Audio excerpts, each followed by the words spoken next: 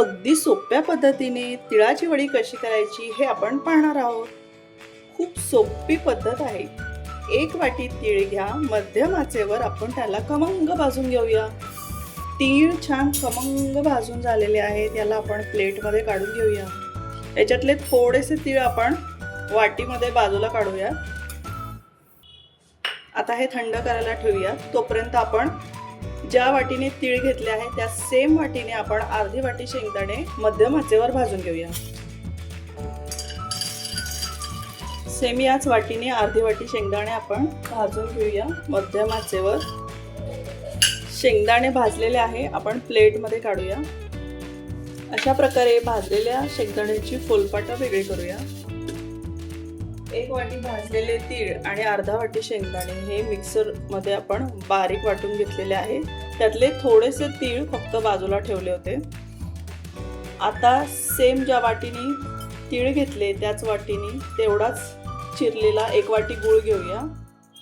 गॅसची फ्लेम मीडियमवर आहे. यामध्ये 2 चमचे पाणी घालूया आणि गूळ मध्यम आचेवर वितळून घेऊया. गुळाला अशा प्रकारे फेस येईपर्यंत आपण याचा पाक करून घेऊया. यामध्ये 1 चमचाभर तूप घालूया.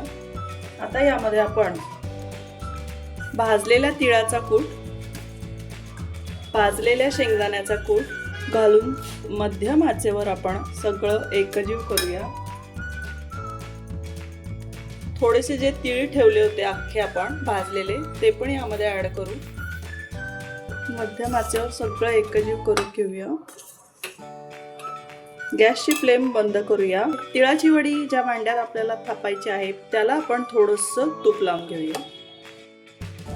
तिळाचं जे गरम मिश्रण केलेलं आहे ते आपण यामध्ये घालूया.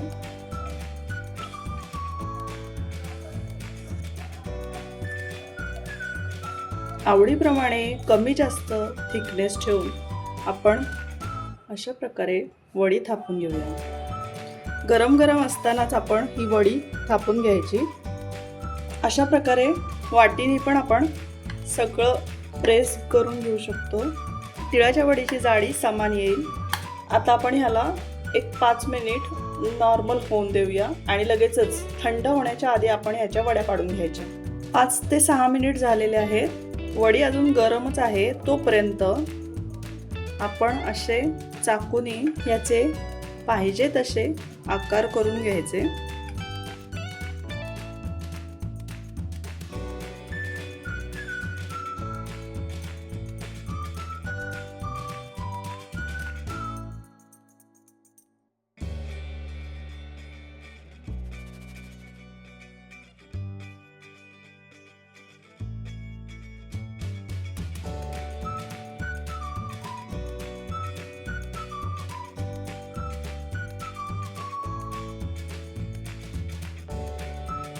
अशा प्रकारे नॉर्मल गरम असताना आपण तिळाच्या वड्यांचे चाकूनी कापून घेतलेले आहेत. आता याला व्यवस्थित थंड होऊन देऊया. मग आपण वड्या काढून घेऊया.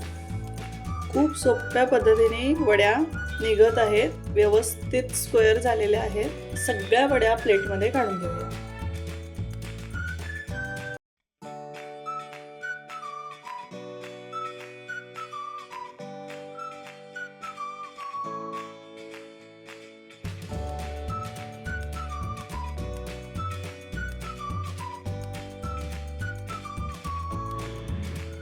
मस्त अशा तिळाच्या मऊसूद वड्या तयार आहेत.